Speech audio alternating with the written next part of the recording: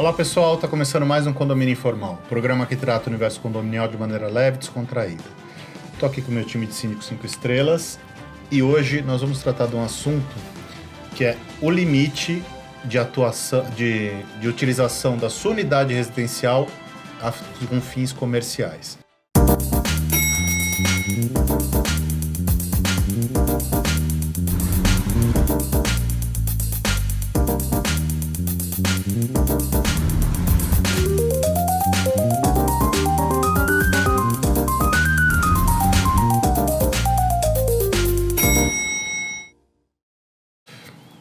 O que a gente vai tratar? Com a pandemia, ficou muito mais comum se trabalhar em casa. Consequentemente, as pessoas começaram a trazer os seus endereços comerciais para o endereço residencial. Registrar a empresa em casa, receber pessoas em casa com fins comerciais. O que pode? O que não pode? É tudo proibido? Não é?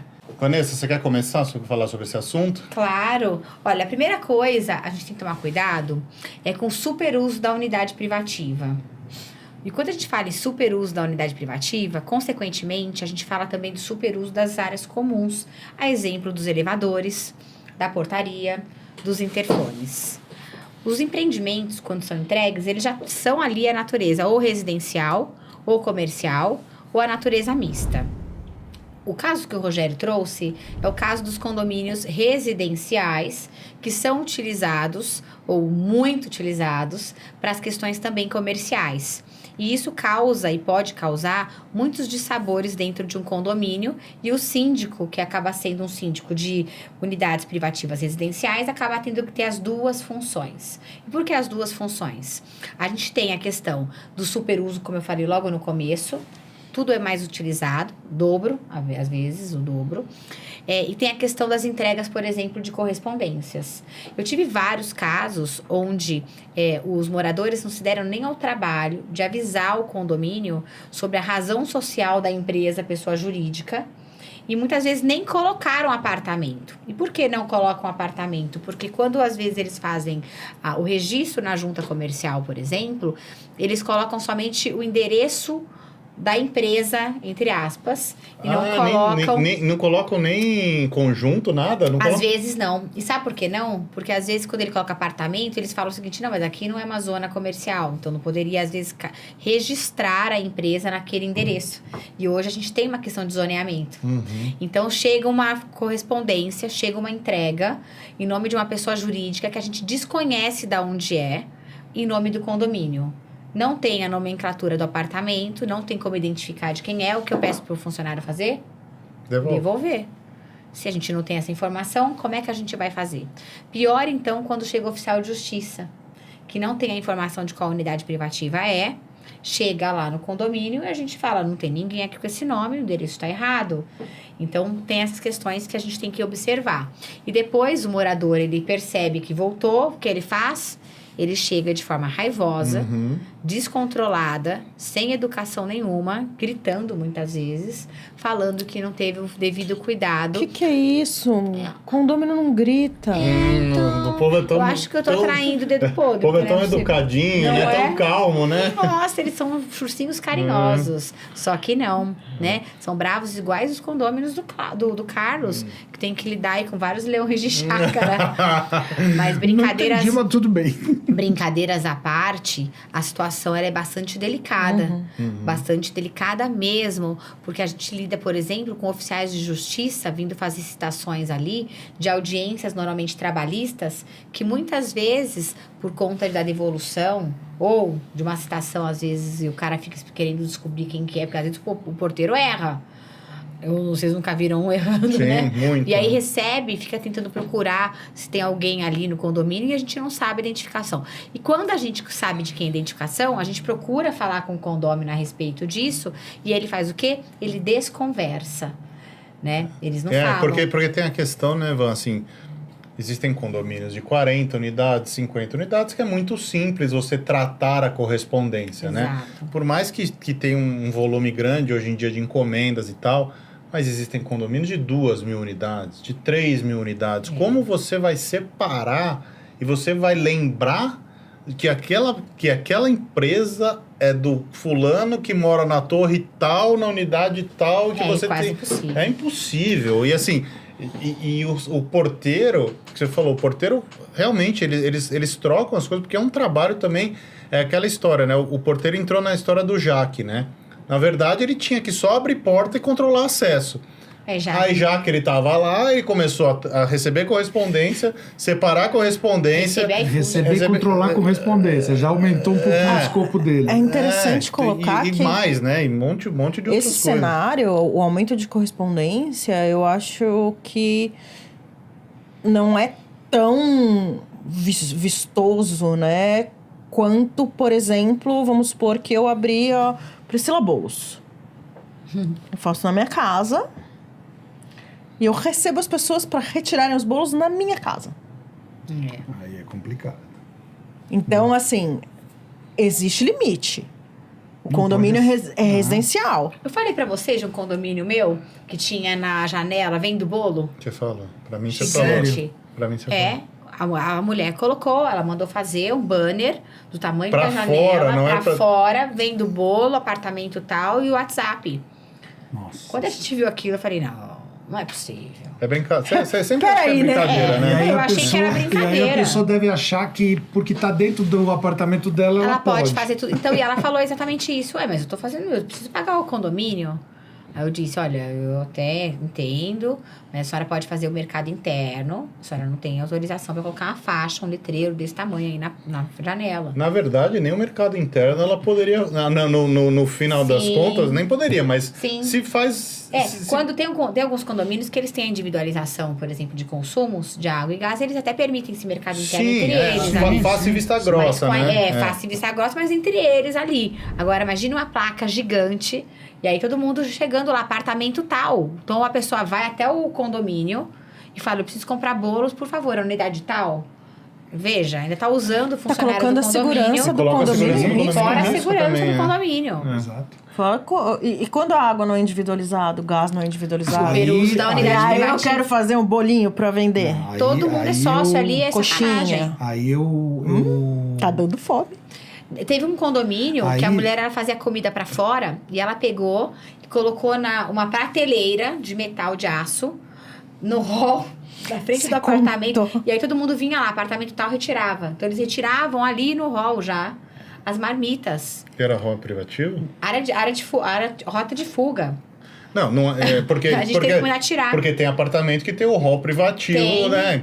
Esse nada, era na área de serviço, dividindo com outros apartamentos. E aí, quando eu pedi pra tirar, ela ainda foi diminuir a minha graça no grupo dos guerreiros do WhatsApp, dizendo que eu estava atrapalhando o negócio.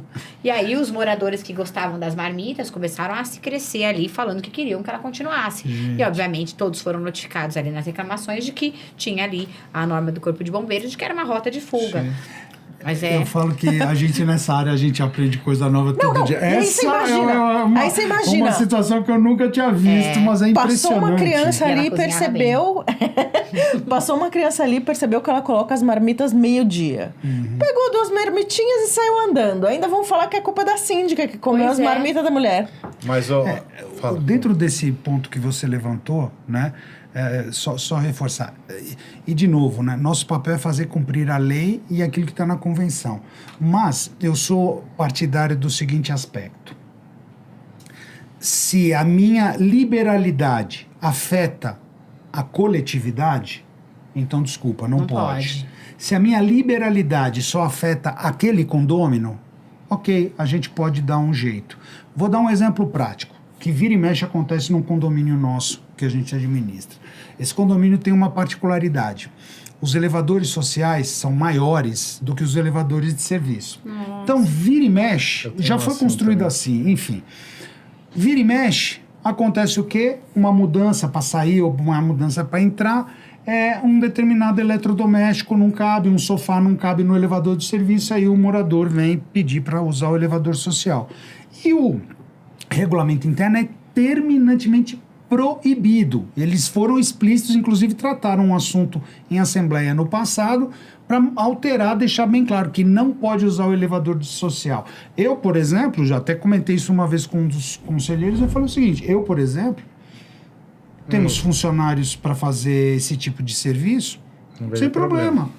Protege o elevador, a pessoa assina um termo de que se houver algum dano ao elevador, sobe, liberou, só não pode ficar fazendo mudança por ali. Estamos falando de subir Uma um vez item ou ou outra. outra. Pra não ter que subir estar, um às vezes. item, Subir um né? item que não Exato. coube, né? Então, mas de novo, você tem que fazer Bom cumprir. senso. Você tem que fazer cumprir o que está na regra e a regra diz que não é terminantemente proibido.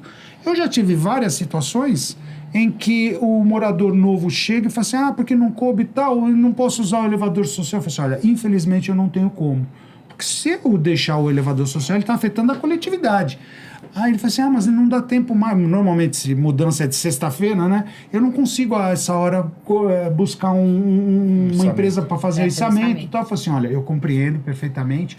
O que eu posso liberar para o senhor, excepcionalmente, o senhor pode deixar o sofá na sua vaga de garagem, né? Porque as vagas lá são 2, 3 vagas. Você é cada bonzinho. apartamento. Não. Eu falo, você pode deixar.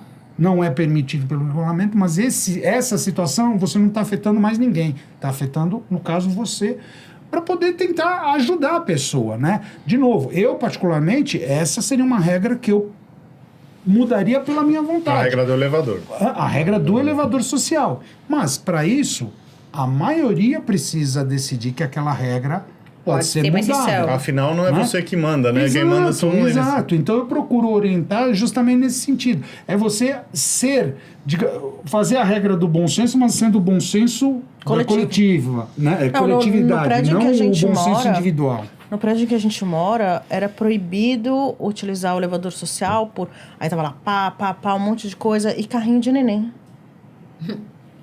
Aí do tipo... Como assim carrinho de neném? Não podia entrar com um carrinho de neném no elevador social. E aí, isso foi discutido numa assembleia. É que, na verdade, assim, né?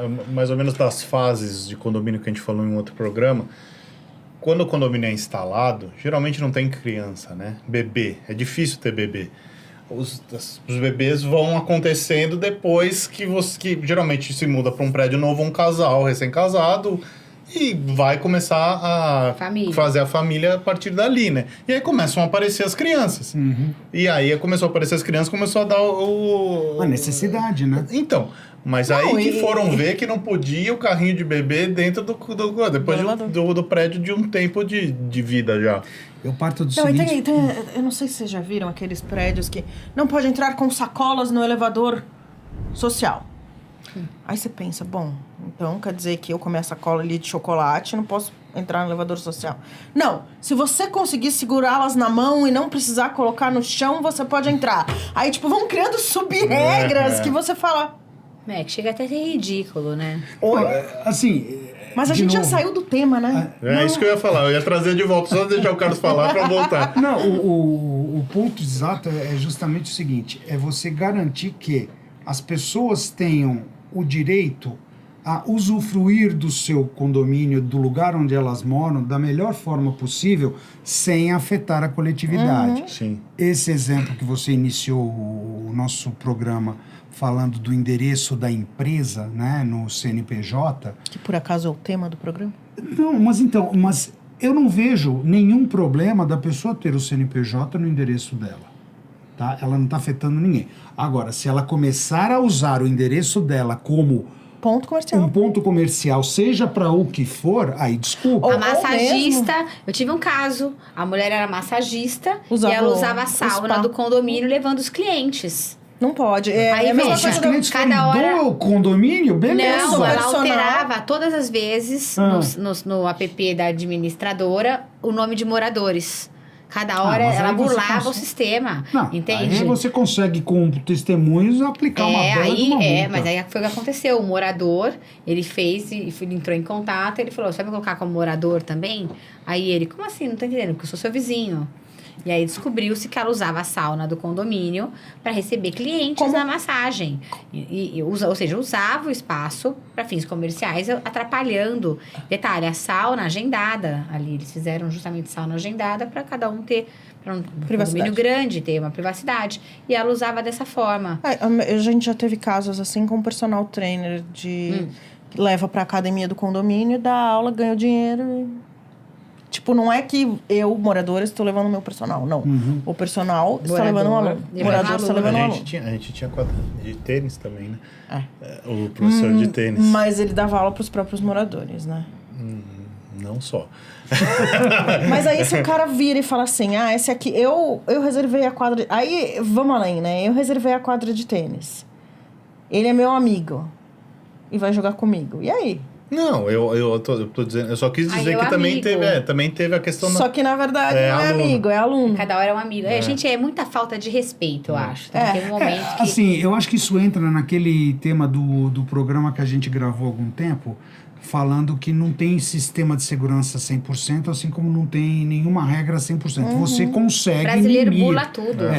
O famoso jeitinho, eu digo que é uma maldição no nosso país. Cultural. Porque as pessoas, elas admiram quando vão viajar para a Europa, para os Estados Unidos, para o Japão, porque falam... Civilizados. Nossa, é tão bom um país civilizado, todo mundo, né, cumpre as regras e tal. Aí quando vem para o seu próprio país, que deveriam estimular isso, não. São as primeiras a pegar e tentar burlar essas regras. É isso. Então, só que muitas das vezes o ser humano não consegue perceber que são essas pequenas contravenções, corrupçõezinhas que vão transformando a nossa sociedade de forma geral a tentar cada um faz o gerenciamento do seu próprio umbigo. O que é errado, A gente tem que procurar sempre fazer a coisa da forma correta, pela coletividade, dentro daquilo que a lei manda. Simples. Não vendam bolo em casa. Não, Se quiser fazer coxinha, pode mandar pra gente. Eu acho... Eu queria só pontuar as diferenças, até dos exemplos que a Van colocou. Assim, queria só colocar alguns pontos, assim. Ter o CNPJ dentro da unidade residencial pode? Não pode. Mas qual é o prejuízo que aquilo vai trazer para alguém? Nenhum.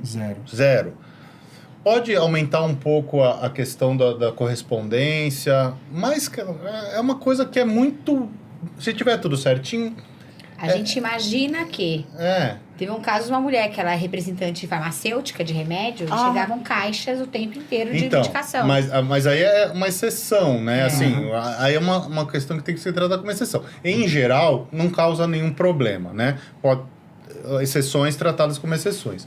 O segundo caso que você colocou, da questão do banner ou da placa na janela, isso, além... é proibido pela lei de alteração de fachada. Exato. Então, assim, além da questão de infringir a regra de um condomínio ser residencial e estar tendo uma atividade comercial, ainda tem a questão da lei da alteração de fachada, né? O terceiro caso que você colocou, da estante de comida, corpo de bombeiro. Além do caso de ser residencial e estar sendo usado comercial, tem a questão do corpo de bombeiro, que se acontecer alguma coisa, se acontecer um incêndio e alguém for usar aquilo como rota de fuga e não conseguir, a responsabilidade é do síndico. E o seguro não vai pagar. E o seguro não vai pagar. Então, assim, não é simplesmente, olha, a Vanessa é uma... Tá sabotando o meu negócio. Porque ela tá com inveja que eu tô vendendo muito bolo, então ela mandou tirar a estante. Não, tudo tem um motivo, né? Então, assim... acho que é muito na linha do que o Carlos falou. Se não está prejudicando o outro, nesse caso, por exemplo, do CNPJ, eu acho que é o mais clássico, não está prejudicando ninguém, ok, vamos em frente.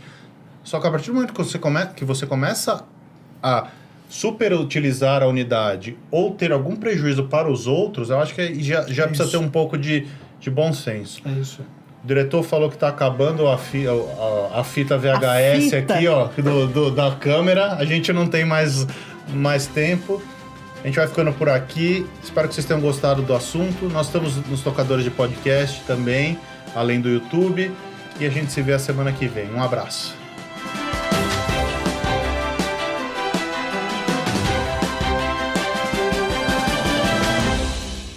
A Repinte busca oferecer o serviço mais importante de todos, que é cuidar do seu bem-estar. Temos muito orgulho em dizer que realizamos mais de 1.700 obras em edifícios de São Paulo e na Grande São Paulo. Não deixe sua família na mão de qualquer um. Conte com a Repinte.